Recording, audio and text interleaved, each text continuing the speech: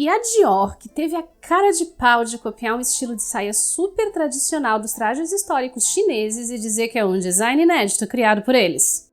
Meu nome é Pauline Kiesler, eu sou historiadora da indumentária e hoje a gente vai bater um papo sobre apropriação cultural dentro da indústria da moda.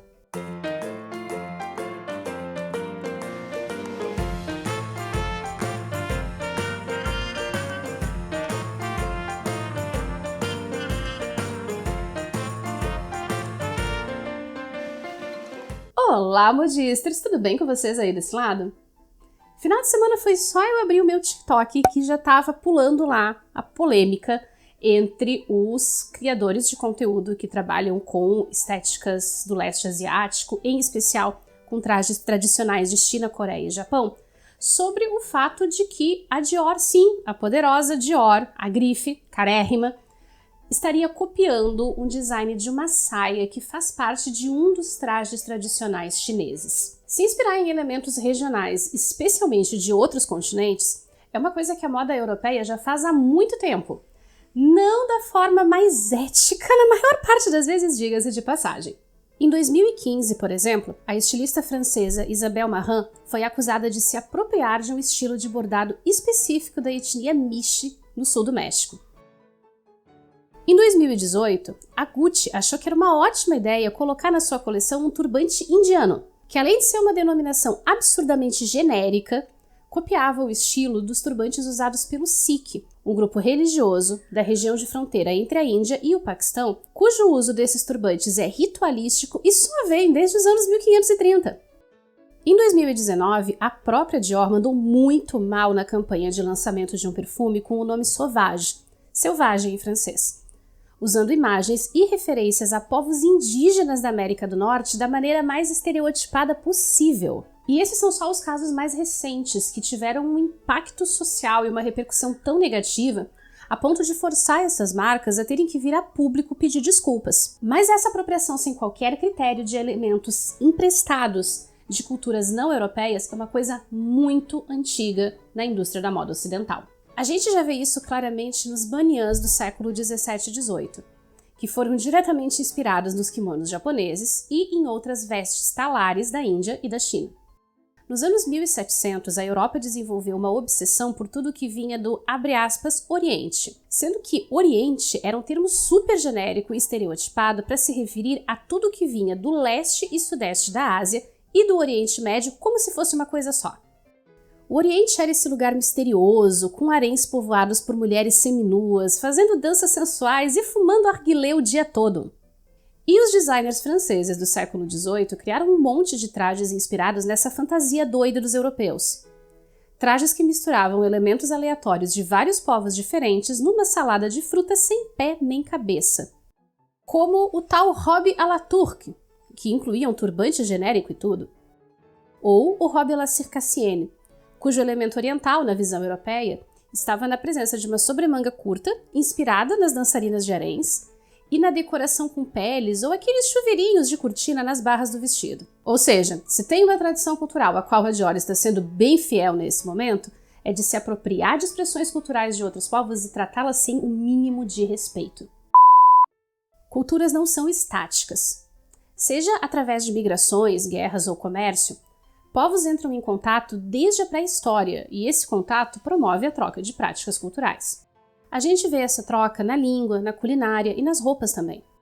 Claro que essas trocas não acontecem sempre de forma pacífica ou amigável, e basta a gente olhar para a história do nosso país para ver o resultado de quando essas trocas ocorrem de maneira violenta e desigual. Por isso, existem determinadas peças na indumentária que é muito difícil de a gente conseguir determinar com precisão e com segurança de onde ou quando elas se originaram. É o caso da bombacha, usada no Rio Grande do Sul e em partes da Argentina e Uruguai, que tanto pode ser de origem árabe e ter chego através dos colonizadores espanhóis, ou ser uma peça de origem indígena que foi incorporada pelos colonizadores. Mas também existem casos em que a conexão de uma determinada peça com a identidade cultural de um povo específico é uma coisa tão óbvia e tão ostensiva que simplesmente não dá para pegar e fazer de conta que essa conexão não existe. Como as pinturas e os adereços das várias etnias indígenas aqui da América, as tatuagens faciais dos povos Maori na Nova Zelândia, e os vários estilos de trajes tradicionais usados ao longo do tempo na China, Coreia e Japão. Hanfu significa roupa da dinastia Han, e hoje é o termo usado para designar os vários estilos de trajes tradicionais usados em todo o território da China ao longo dos últimos 3.000 anos.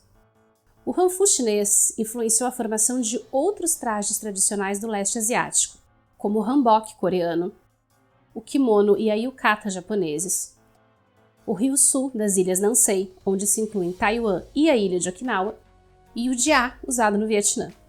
E, gente, antes de continuar, eu já quero aproveitar para antecipadamente pedir desculpas às pessoas que dominam essas línguas ou têm ascendência étnica de povos que falam essas línguas, porque a minha pronúncia provavelmente vai ser uma coisa extremamente ofensiva, porque eu não tive tempo hábil antes de gravar esse vídeo para aprender a pronúncia correta das palavras.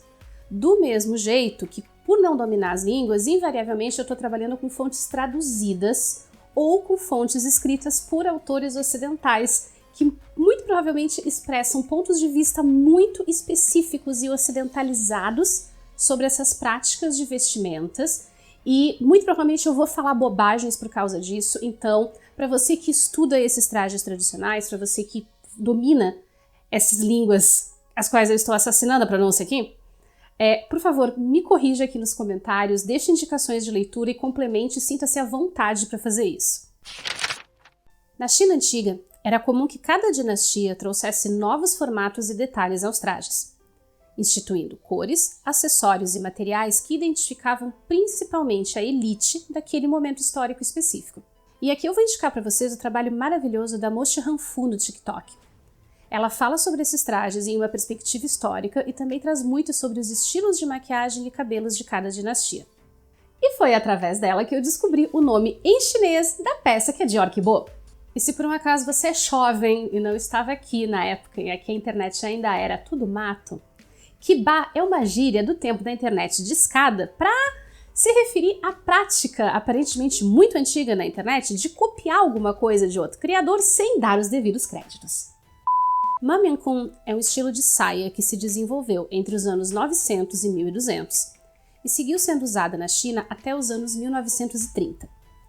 É uma saia amarrada em torno do corpo, decorada com pregas laterais, e que possui uma característica que a torna diferente das saias envelope ocidentais. Essas aberturas, que estão relacionadas ao nome da peça, que sugere que ela era originalmente usada para andar a cavalo. As aberturas seriam, então, uma questão de mobilidade. Em cada período da história chinesa, essa saia ganhou variações de comprimento, largura, cores e decorações, mas manteve a sua modelagem tradicional. E agora, no século XXI, está rolando um movimento muito forte no leste e sudeste asiático de reafirmar a identidade cultural através dessas indumentárias tradicionais. Então, pessoas jovens estão usando hanfus nas ruas das grandes cidades da China. Ressurgiram marcas especializadas em produzir as roupas e os acessórios desses trajes, mas também têm surgido marcas novas que estão combinando os elementos tradicionais com as exigências da vida moderna e criando releituras. Mas o que é muito importante, isso está sendo feito por pessoas que pertencem àquela cultura e para as quais essa peça tem um sentido estético, mas também político de reafirmação da identidade.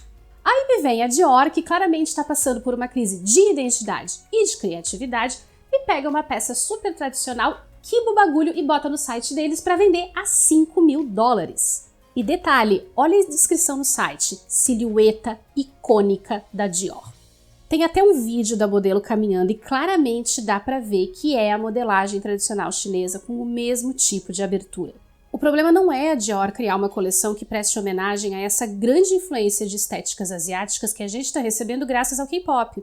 O problema é a marca se apropriar de uma peça que é um ícone cultural e não fazer qualquer movimento no sentido de reconhecer a origem dessa peça, apagando todo e qualquer significado que ela tenha. E isso é a definição exata de apropriação cultural. Pegar uma peça ou uma prática que pertence a uma cultura específica, tirar completamente isso de contexto, apagar os significados tradicionais e transformar pura e simplesmente numa mercadoria para ser consumida por alguns meses enquanto estiver na moda e depois ser jogada fora. Mais ou menos como a gente vê com as fantasias de baianas e de índios que aparecem por aí durante uma certa festa anual no Brasil, mas eu vou guardar isso para pistolar em um outro vídeo. E já que você chegou até aqui ao finzinho desse vídeo, primeiramente, muito obrigada. Segundamente, gostaria de pedir para que você deixasse o seu like, se inscrevesse, deixasse o seu comentário e, se você curtiu esse conteúdo, aproveita para dar uma conferida nestes outros vídeos de história da moda que eu separei para você com todo carinho.